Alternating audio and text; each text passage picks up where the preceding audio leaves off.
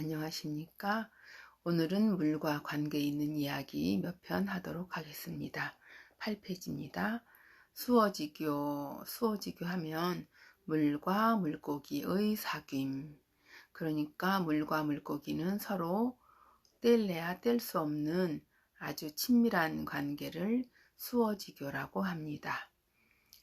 다음번 어부지리. 어부지리는 어부의 이익, 이렇게 직역을 하면 어부의 이익 이렇게 되는데, 글자를 좀 짚고 넘어가면 수어지교의 어자는 물고기 모양을 본떠서 만든 상형 문자입니다.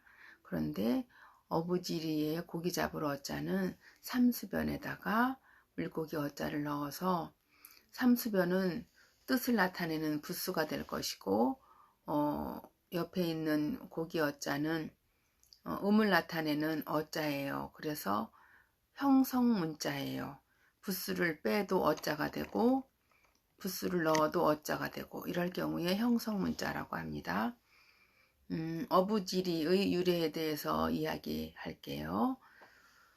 전국책에 보면 연나라가 흉년이 들어가지고 굉장히 힘들었어요. 그래서 힘들어할 때 옆에 있는 조나라가 해문왕이 기회는 지금이다 해서 연나라를 쳐들어가려고 계획을 하고 있었어요.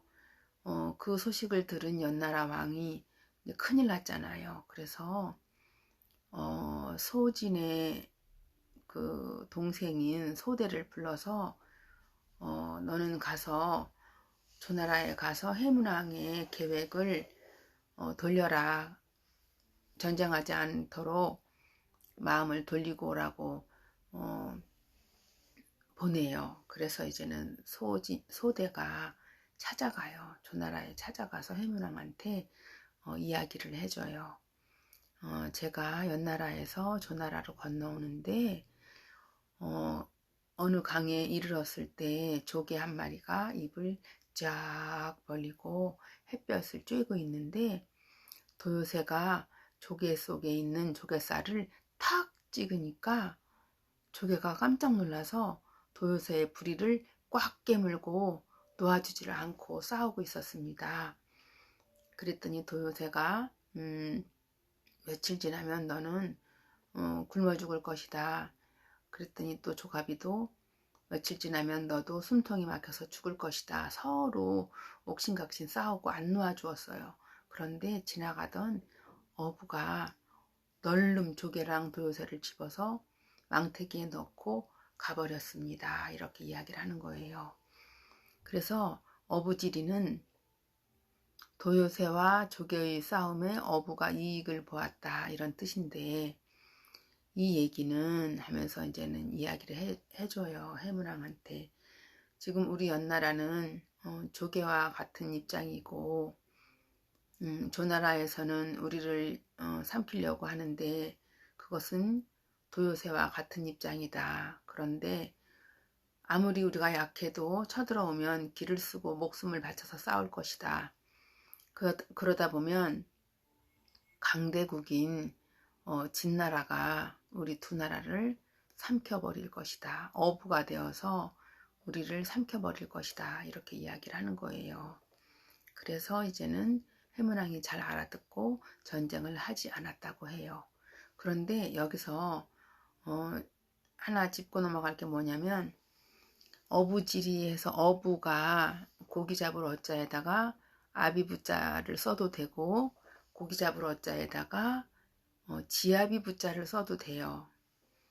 그러면 차이점이 있을 거 아니에요. 어떤 차이점이 있느냐면, 아비부자가 들어가는 어부는 그냥 보통 고기를 잡는 정도, 규모가 작은 어부를 말하고, 이렇게 지아비부자 있잖아요. 이렇게 그 지아비부자가 들어가는 어부는 아주 전문적이고 규모도 크고 기술도, 고도의 기술을 갖고 있는 그 어부를 지아비부자를 써요.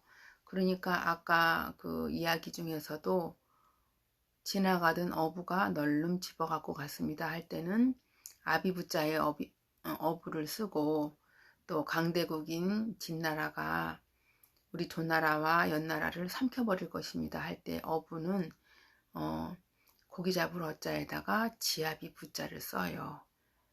관심 있게 보신 분들은 혹시라도 원문을 보게 된다면 그런 차이점을 알게 될 거예요. 그 다음 거 일어탁수. 일어탁수는 물고기 한 마리가 흐릴 탁자에다가 물수자, 물고기 한 마리가 물을 흩트린다 라고 해서 일어혼전천이라고도 하죠. 한 마리의 물고기가 서구론자 전천, 온 시냇물을 흩트린다. 그리고 우리 속담에는 또 있죠. 미꾸라지 한 마리가 온 시냇물을 다 흩트린다, 흙탕물 만든다 라고 할 때 쓰는 말이 바로 일어탁수가 되겠습니다.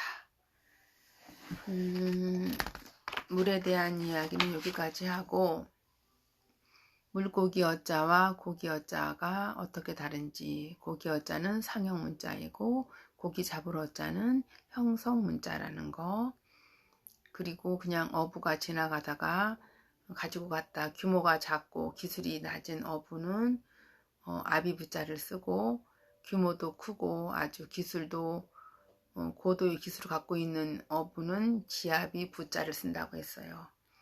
공부할 때 부자도 지아비 부자예요. 그만큼 공부라는 것도 고도의 기술이 필요하고 노력이 필요하다는 이야기가 되겠습니다. 끝.